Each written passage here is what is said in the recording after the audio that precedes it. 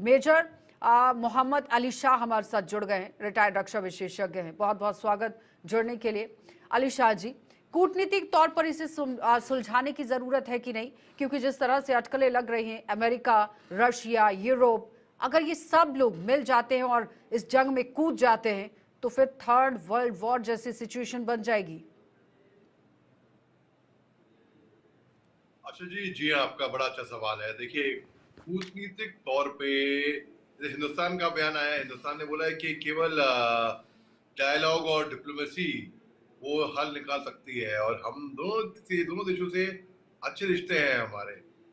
और ये अमेरिका का पहले ही बयान आ गया था कि हमारा कोई लेना देना नहीं है इसमें। तो हमें तो क्योंकि उनको ये डर भी था कि कहीं ईरान उनको टारगेट करेगा, नुकसान तो होगा उनका, लेकिन अमेरिका भी पलटवार करेगा और बहुत जोरदार पलटवार करेगा, नुकसान करेगा बहुत ईरान पे, लेकिन वो इनिशियल नुकसान भी क्यों सहे। तो इसमें बहुत ही पेचीदा मामला हो गया, क्योंकि इसराइल ने ऑपरेशन राइजिंग लायन का नाम दिया। जब भी हम कोई ऑपरेशन रखते हैं का नाम रखते हैं, वो उससे वो रिलेटेड होता है। जैसे कि हमने फर्ज करिए, एग्जाम्पल के तौर पे कहता कि लोग समझ जाए, हमने ऑपरेशन सिंदूर का नाम दिया क्योंकि 22 अप्रैल को घटना घट चुकी थी, लोगों के सिंदूर उजाड़े गए थे। हमने ऑप सिंदूर का नाम लेके पाकिस्तान के जो उग्रवादी कैंप से उनका तहस नहस किया। तो एक ऑपरेशन चलाया हमने। वैसे ही ऑपरेशन राइजिंग लायन ईरान ने कहा, operation true promise 1, true promise 2, फिर ट्रू प्रॉमिस 3 चलाया अभी। और मतलब यानी कि उन्होंने उन्होंने उनकी जबान पक्की रही, उन्होंने कहा कि हम बदला लेंगे।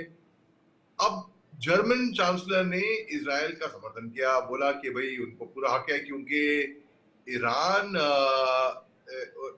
इसराइल का समर्थन किया क्योंकि ईरान न्यूक्लियर पावर पे काम कर रहा था, न्यूक्लियर प्लांट्स पे काम कर रहा था। और जो अ, जो जो न्यूक्लियर बेस है ईरान के अंदर, नतांज, वो उसको मैं 20 साल से उसके बारे में रिसर्च कर रहा हूँ, बाकी पढ़ रहा हूँ उसके बारे में कि भाई काफी टाइम से है ये ईरान के पास, और ये खतरा लेकिन हो सकता था। मोहम्मद लेकिन अली शाह जी, इजराइल तो नहीं चाहता ना कि परमाणु शक्ति उसके पास आ जाए और इस तरह का वो कोई भी कार्यक्रम कर ले, तो इसलिए ये पूरी तरह से जंग जैसा इसीलिए तो माहौल। मैं कह रहा लेकिन हूँ, ईरान भी कह रहा है कि इसे तो हम आतंकवादी तरीके से, यहाँ जिस तरह हमला किया गया है इसराइल की तरफ से, तो इसे तो हम आतंकवाद करार देंगे।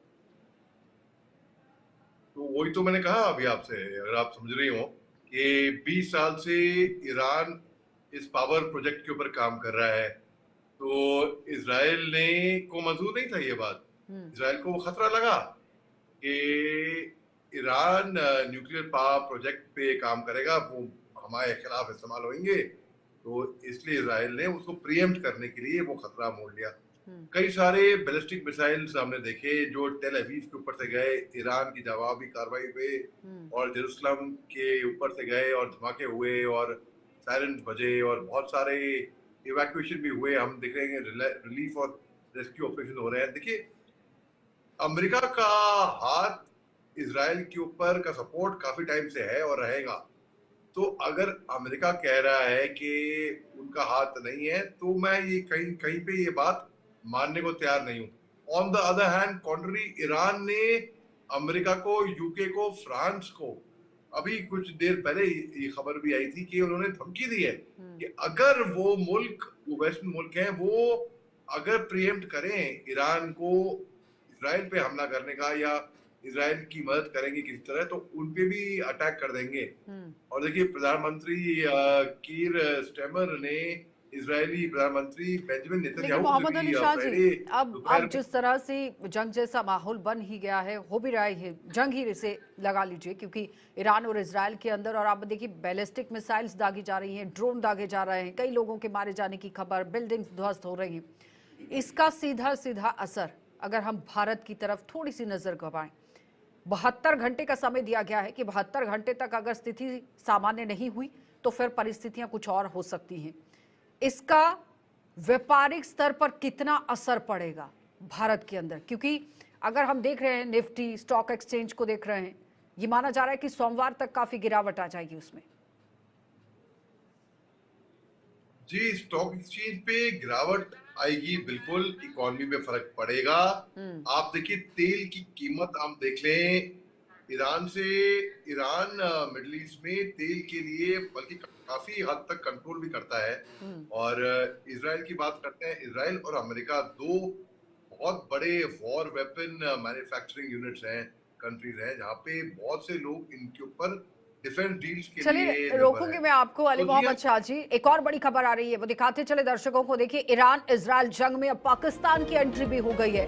पीएफ ने यहां एयर डिफेंस सिस्टम को एक्टिव कर दिया है और ईरान सीमा पर पीएफ लड़ाकू विमानों की तैनाती कर दी गई है। हमले से पहले जनरल बघेरी से भी मुनिर मिले थे और अब इस पूरी कहानी को क्या समझा जाए, ये समझना जरूरी है, क्योंकि एक तरफ अमेरिका अपना समर्थन दे गया है, चीन अपना समर्थन दे गया है, रूस अपना समर्थन दे गया है और दूसरी तरफ ईरान और इजराइल एक दूसरे के सामने हैं। और अब पीएफ में यहाँ देखिए एयर डिफेंस सिस्टम को एक्टिव कर दिया गया है। तो यहाँ इन पूरी परिस्थितियों को समझकर तीसरे विश्व युद्ध की तरफ अगर नजर गड़ाई जाए, अटकलें जिस तरह से लगाई जा रही थी कि अगर ज्यादातर देश इसके अंदर इन्वॉल्व हो जाते हैं तो फिर तीसरे युद्ध की आप देखिए चेतावनी हो सकती है। आली मोहम्मद शाह जी, पीएफ में यहां डिफेंस सिस्टम को एक्टिव कर दिया गया है। पाकिस्तान के लिए अशा जी मैं ये कहूंगा कि बेगानी शादी में अब्दुल्ला हतीब वाला किसी को परवाह तो है नहीं पाकिस्तान की। ये अपना एयर डिफेंस सिस्टम एक्टिवेट कर रहे हैं। अरे किससे? इसराइल से, ईरान से। जो ईरान ने, वही ईरान जो इनके घर में घुस के इनको मारा था, इनके ऊपर एयर स्ट्राइक की थी। पानी के ऊपर भी लड़ा है ईरान के साथ ये पाकिस्तान।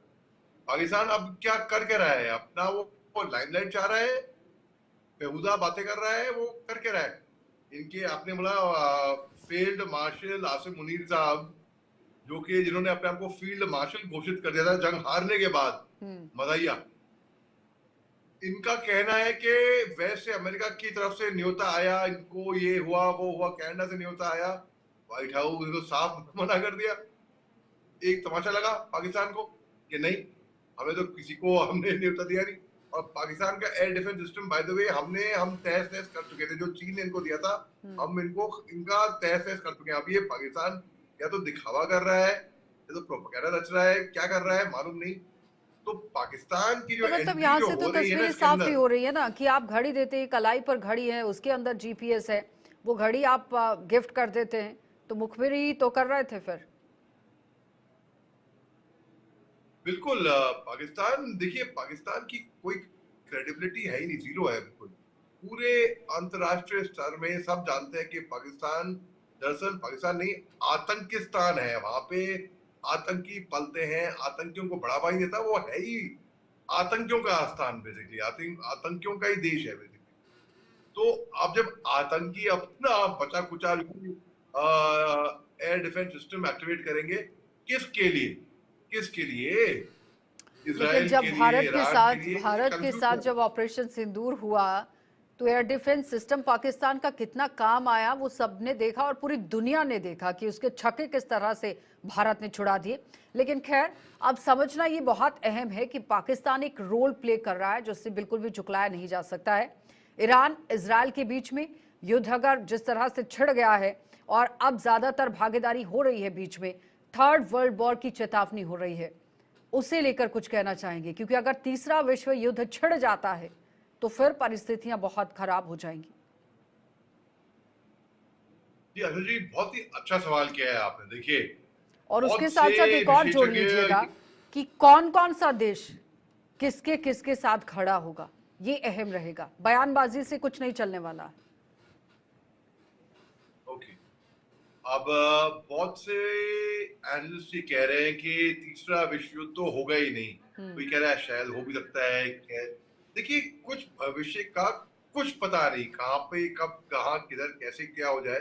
जब रूस और यूक्रेन का जंग शुरू नहीं हुआ था फरवरी के अंदर, 24 फरवरी की तारीख में याद है, 2-3 साल पहले, तो लोगों ने कहा कि नहीं नहीं, रूस केवल पोस्टरिंग कर रहा है, रूस यूक्रेन पे हमला नहीं करेगा। हमला कर दिया और वो जंग अब तक जारी है। तो देखिए, आप अगर एक लॉजिकली एक एनालिसिस करें, अमेरिका और ईरान के बीच में तनाव बढ़े हुए हैं, इसराइल और अमेरिका और इसराइल और ईरान अभी कॉन्फ्लिक्ट में है, इजराइल और गाजा पट्टी और हमास और पैलेस्टीन वॉर में है। चीन और ताइवान के बीच में तनाव बढ़े हुए हैं, हिंदुस्तान और पाकिस्तान के बीच में तनाव बढ़े हुए हैं, सूडान में सिविल वॉर हो रहे हैं, रूस और यूक्रेन में जंग चालू है। दुनिया के हर दिशाओं में, हर जगहों पे तनाव बड़ा बड़ा हुआ है। अब अगर ये फुल फ्लेज्ड वॉर में कन्वर्ट होता है तो, और तो कह रहे हैं क्योंकि ईरान जो है वो ओवर एम्बिशियस बन रहा है। जैसे कि सऊदी अरेबिया जो है वो सदर उसको मानते हैं मुसलमान राष्ट्रों का, वो ओआईसी के अंदर और या जितने भी मक्का मदीना वहां पर है, तो जितने भी दुनिया भर के मुसलमान हैं वहां पे जाते हैं वो लेकिन ईरान चाहता है ना कि मैं सबसे ऊपर आ जाऊं और मैं राज कर लूं। सारी कहानी तो वहीं से खराब हो रही है और इजराइल चाहता नहीं है कि हमसे ऊपर कोई चला जाए।